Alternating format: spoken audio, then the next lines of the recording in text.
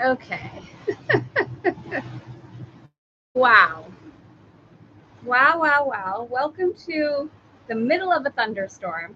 Do I have a story for you? Good morning. Holy shebang. Holy shebang. This is the vibe right now. It's lightning. It's thundering. It feels like it's the middle of the night. Good morning. Can you hear me? Let me turn up the volume. JIC. That shouldn't. Okay.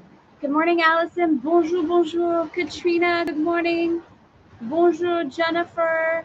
Joe, good morning. Lily, good morning. We are going to have an amazing, powerful, electric kind of call, kind of day. I know it. Say good morning to the rest of you. Get myself situated. Elaine, good morning. Lily, bonjour. Ilona.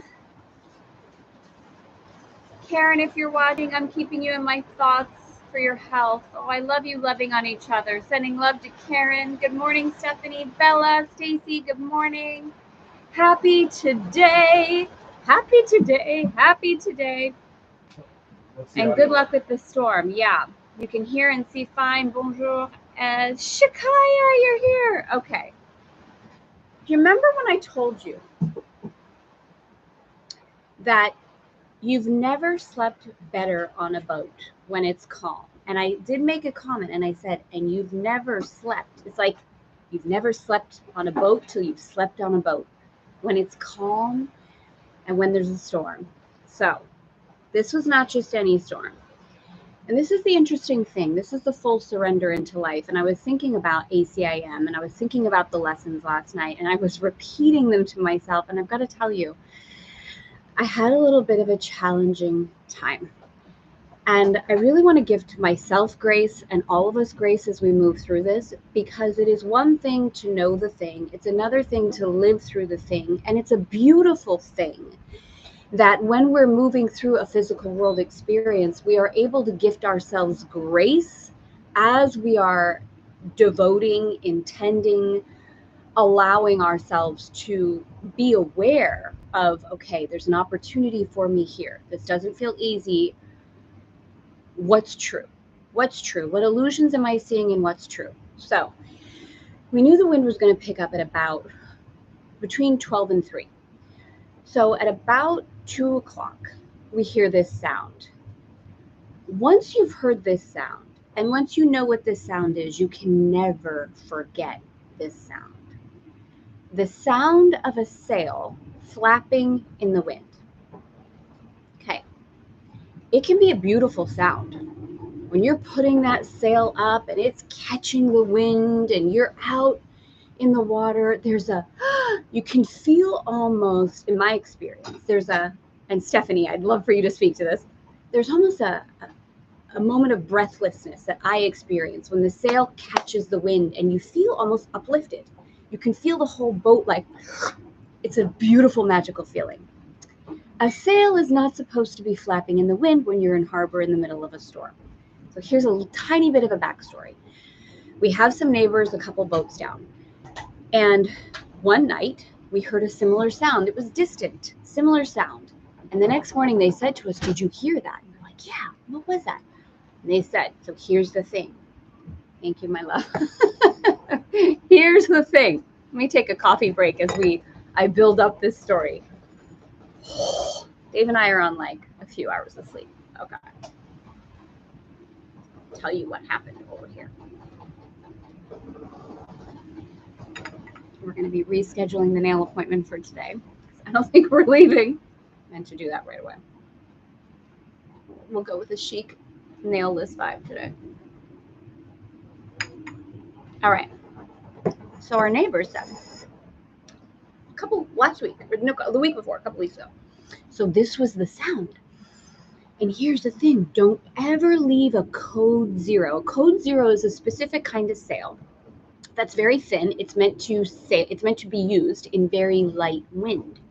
So if any wind catches a code 0, okay, that's what it's meant for. So they said, don't ever leave a code 0 even halfway, like tiny bit open, because if the wind catches that, it blows up the sail. And that's what had happened a couple weeks ago to someone's boat. And they said, We've been through it before. It's super, super dangerous because if the code 0 opens, that boat is in the harbor. It can catch, and I don't even want to say out loud, okay? Because I had so many images in my mind last night that I was like, this isn't real. This is illusion. I'm safe. There is nothing my holiness cannot do. So I hear this flapping. And I said, Dave, that sounds like a sail. Is it our sail? It sounds like it's close. We come upstairs. Our neighbors, we love them, by the way. We still love them, which is good, which is a very, very good thing. And they are professional skippers, which is a thank God. Their code 0 had caught wind. They're right next door to us. It's a huge storm. Their code 0 blew up. It's flapping in the wind. I don't know how we were upstairs a little bit before they were. I saw their lights on. They come out. I told Dave, I'm not staying downstairs in our bedroom because if something happens, I have a little claustrophobia sometimes. And again, all as this is going on, I'm saying to myself, I am safe. God's got this. I am not my body. And I am scared. I was scared. This was a serious situation. So we're up here. We know they're professional. It's when stuff happens on boats, it's an interesting energy. It really is all hands on deck, but you also don't want to be in the way. And we know they're professional, and they were, they couldn't get the code 0 under wraps. Finally, the girl went back, and I believe what she did is dropped the line so the code 0 went in the water. So at least it stopped about to take flight right next to us. At least it went in the water, but then they needed to get it up out of the water. This is a big sail. It was about an hour. I didn't go downstairs till the code 0 was back in its thing, but then I couldn't. I couldn't sleep downstairs. The wind was howling, lines are flapping. Sitting here, laying right here, preparing for you all since 3 a.m. Actually, I did go downstairs. The wind stopped after a while, but it was a night. It was a really big, the wind stopped and it picked back up. All right, I share this story with you. Real, because it's real. And these moments where we are living into the human experience in whatever way it might be, the intensity of it, gifting ourselves the space, the grace, the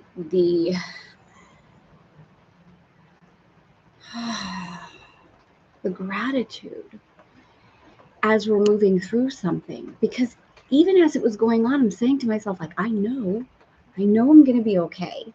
I know I'm going to be okay. I know everything's going to be okay. And I'm like, God, please help me in this moment because I am scared. I'm actually scared. And watching myself be very aware of the judgments inside of myself that are saying, you shouldn't be scared, Tara.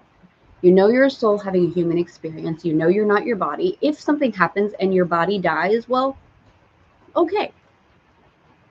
I'm watching myself being like, yeah, I'm still scared. I'm still scared. And I told Dave, when Dave's like, I'm like, what is that? What's that noise? What's that? Because after this happens, I'm like hyper alert. And he goes, that's Tara Marino freaking out. And I was like, no. Here's what you need to do when I'm scared. You need to hold me very tight. You need to hug me and you tell me everything's going to be okay. He was like, okay. I'm like, no, now. Will you now? Can you do it? Can you do it now? Please do it now. So we ask for what we need in those moments. Okay, beauties. That was my night. Where are my glasses? That was my night. And then I woke up and Dave's like, why'd you make the bed? I was planning on going back to sleep. I knew if I didn't make the bed, my eyes look cross-eyed. I know if I didn't make the bed, it was going to be very hard for me to get out of it. All right. Happy today. Oh, Shakaya, I'm in a tent. It's raining there. Oh, there's nothing like rain in a tent. Completely. I was already very vivid following with a bit of scary heart. Okay.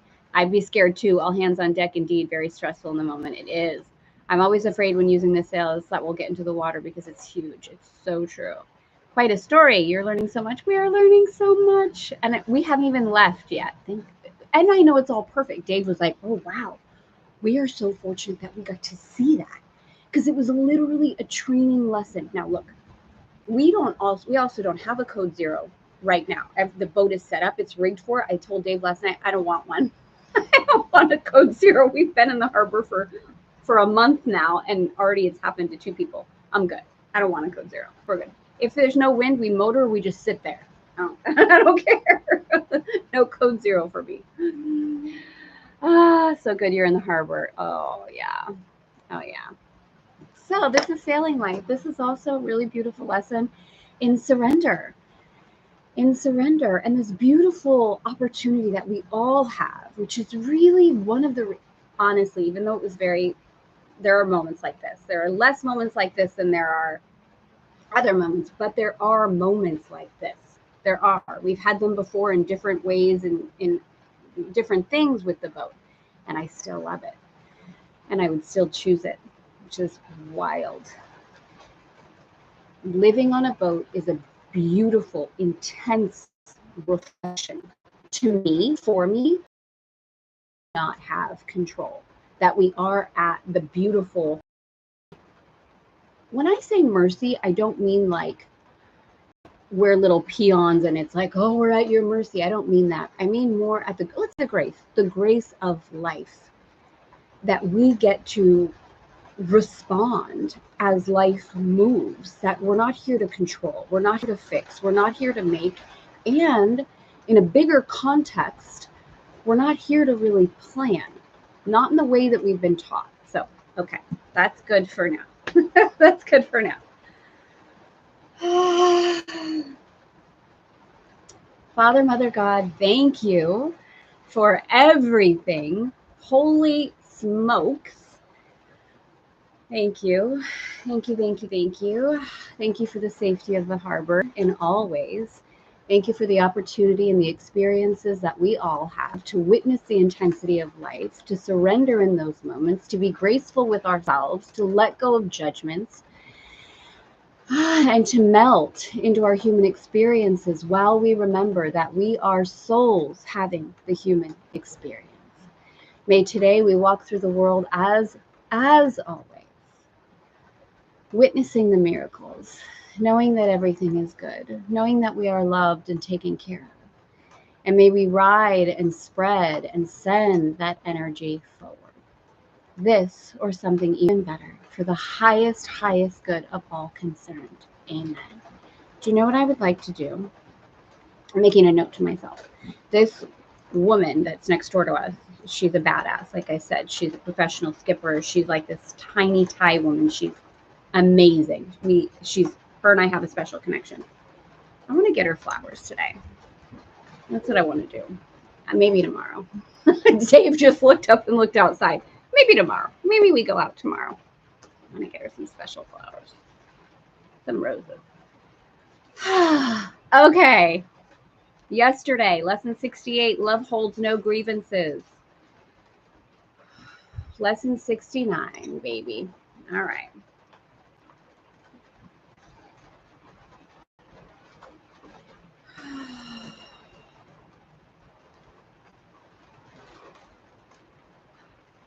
I still can't believe what I didn't take a. Did you take video of it? No. I should have taken video of it. I wasn't in that moment. I do have video of the after effect when I was up here by myself, scared, looking at the window. It was not always pretty, but it's always beautiful. Lesson 69. My grievances hide the light of the world in me. No one can look upon what your grievances conceal. Okay, that is just good right there. We could meditate on that all day.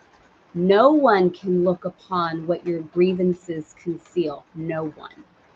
When we hold on to things, when we harbor things, when we hide things inside of us, they cannot be brought into the light by anyone. No one can look upon what our grievances conceal.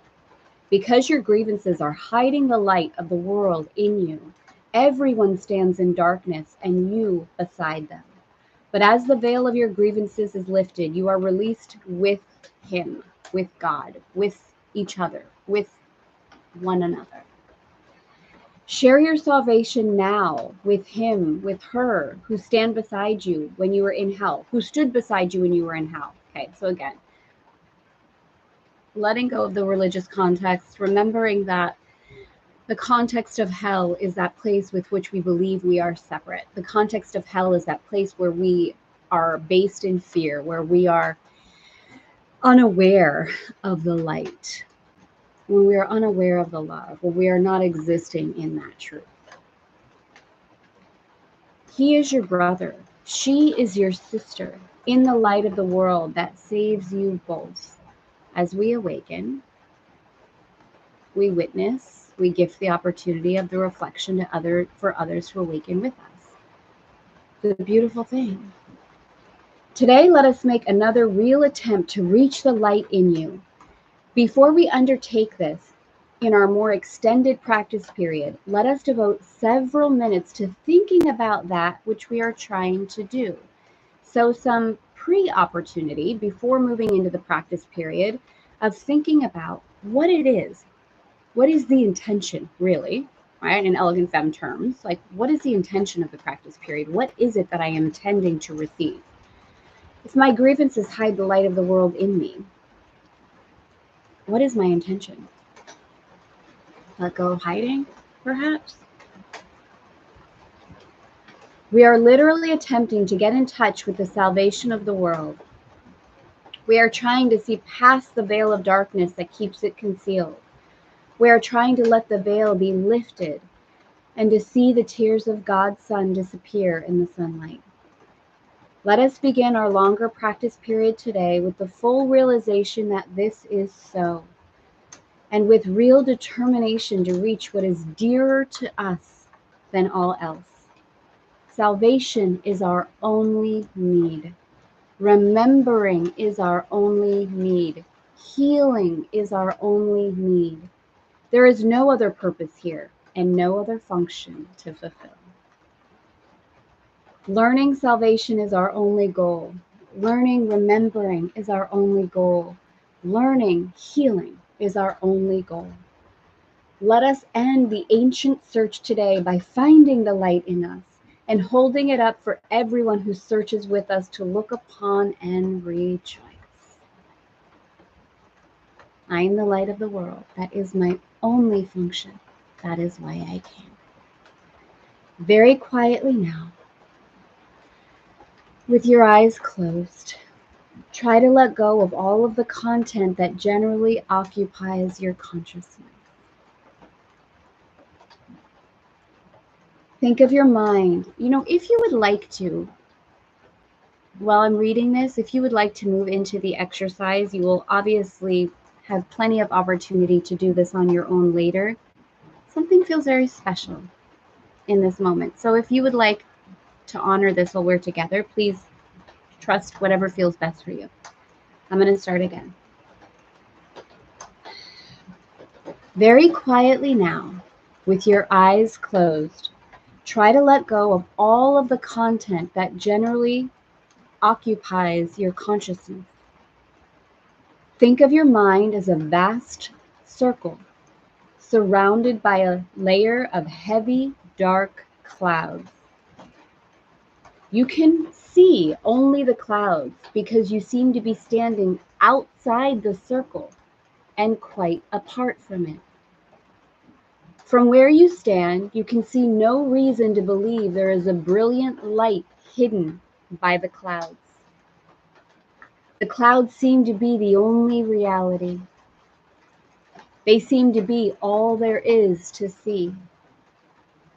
Therefore, you do not attempt to go through them and pass them, which is the only way in which you would really be convinced of their lack of substance. We will make this attempt today. After you have thought about the importance of what you are trying to do for yourself and the world, try to settle down in perfect stillness, remembering only how much you want to reach the light in you today, now. Determined to go past the clouds, reach out and touch them in your mind. Brush them aside with your hand and feel them resting on your cheeks and forehead and eyelids as you go through them. Go on. Clouds cannot stop you. If you are doing the exercises properly, you will begin to feel a sense of being lifted up and carried ahead. Your little effort and small determination call on the power of the universe to help you, and God itself will raise you from the darkness into the light. You are in accord with God's will. You cannot fail because your will is God's. Have confidence in God today and be certain that God has heard you and answered you. You may not recognize God's answer yet, but you can indeed be sure that it is given you and you will yet receive it. Try as you attempt to go through the clouds to be the light. Try as you attempt to go through the clouds to the light, to hold this confidence in your mind. Try to remember that you are at last joining your will to God's. Try to keep the thought clearly in mind that what you undertake with God must succeed. Try to remember that you are at last joining your will to God's. Try to keep the thought clearly in mind that what you undertake with God must succeed. Then let the power of God work in you and through you, that God's will and yours be done. In the shorter practice periods, which you will want to do as often as possible in view of the importance of today's idea to you and your happiness, remind yourself that your grievances are hiding the light of the world from your awareness. Remind yourself also that you are not searching for it alone and that you do not know where to look for it. Say that. My grievances hide the light of the world in me. I cannot see what I have hidden. Yet I want to let it be revealed to me for my salvation and for the salvation of the world, for my remembering and the remembering of the world, for my healing and for the healing of the world. Also be sure to tell yourself, if I hold this grievance, the light of the world will be hidden from me. If you are tempted to hold anything against anyone today, my little asterisk, including and especially yourself. Oh, beauties. How are we? What a perfect day for this lesson. What a perfect day. The light is coming through the clouds on just one section right in front of the boat. Maybe if I can get a picture, I'll share. Yes, yes, yes. Yes, even in a storm, God is your safe harbor. So true. So, so true. So beautiful. All right, gorgeous ladies. What a day. What a night. What a moment. What a light. What a life. Have a beautiful rest of the day. I love you. Thank you.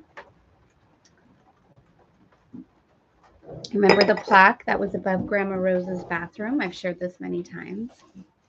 Serenity is not freedom from the storm. It's peace amid the storm. I love you all. Have a beautiful day. Thank you for being here with me. I'll see you tomorrow.